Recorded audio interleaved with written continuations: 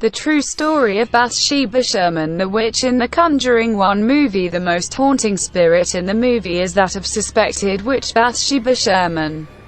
Born Bathsheba Thayer in Rhode Island in 1812, she married fellow Rhode Islander Judson Sherman, 1 year her senior, in Thompson, Connecticut on March 10, 1844. The two were married by Vernon Stiles, a local justice of the peace. Bathsheba filled the role of housewife, while her husband Judson worked as a farmer on their land. Fairly well-off, Bathsheba and Judson had a son, Herbert L. Sherman. Born when Bathsheba was approximately 37 years of age in March of 1849. It is possible that they had 3 other children as well, all of whom did not survive past the age of 7. Though no census records could be found to confirm these reports. The family also usually took in a boarder, most likely to help him on the farm. There is no hard proof to help that Bathsheba Sherman was actually a witch, just legend and nearby old stories. Having lived on a neighboring ranch during the 1800s, doubt developed when a newborn child strangely passed on in her consideration. At the point when the infant was inspected, it was resolved that the human injury was brought about by an enormous sewing needle that had been skewered at the base of the youngster's skull. In spite of the fact that the residents accepted that Bathsheba forfeited the newborn child as a contribution to the fiend. Because of deficient proof, the court found that she was honest of any bad behavior.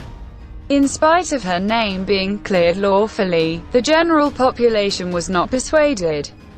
In her book House of Darkness, House of Light, Andrea Perron depicts her mom Carolyn conversing with a man who she alludes to as Mr. McEachin, supposedly somewhat of a nearby history specialist. Mr. McEachin disclosed to Carolyn that Bathsheba abused the assistants and that she starved and beat her Sherman farm staff.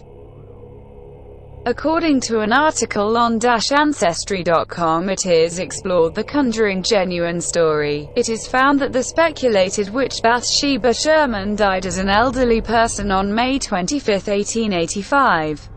Approximately 4 years after her better half Judson Sherman's passing in 1881. Bathsheba lived to see her child Herbert, a rancher like his dad, wed his life partner Anna in 1881. Different articles online will have you accept that her body, in a real sense, went to stone when she passed on. Or that Bathsheba kicked a bucket from a strange type of loss of motion that baffled and terrified specialists. Their premise is never more than legend and nearby fables, or were bits of gossip. And these equivalent articles frequently express that Bathsheba had 4 youngsters, every one of whom passed on prior to arriving at the age of 4. Notwithstanding, U.S. government enumeration records repudiate this, since we realize that Bathsheba had a child, Herbert L. Sherman, who carried on with a long life as a rancher and had a group.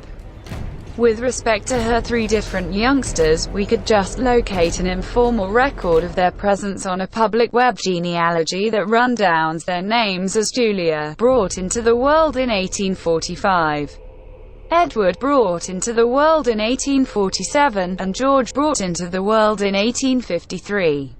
It is conceivable that they passed on before the following registration was led.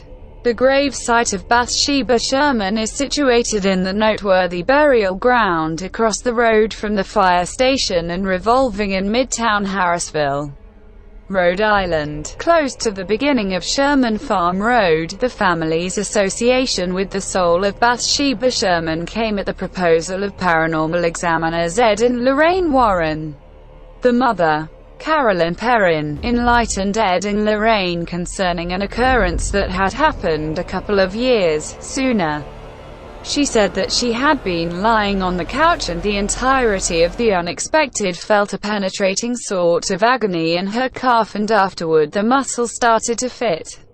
Upon assessment, she saw a puddle of blood at the purpose of effect. She checked for honeybees or whatever else that might have caused the cut in her leg, yet discovered nothing.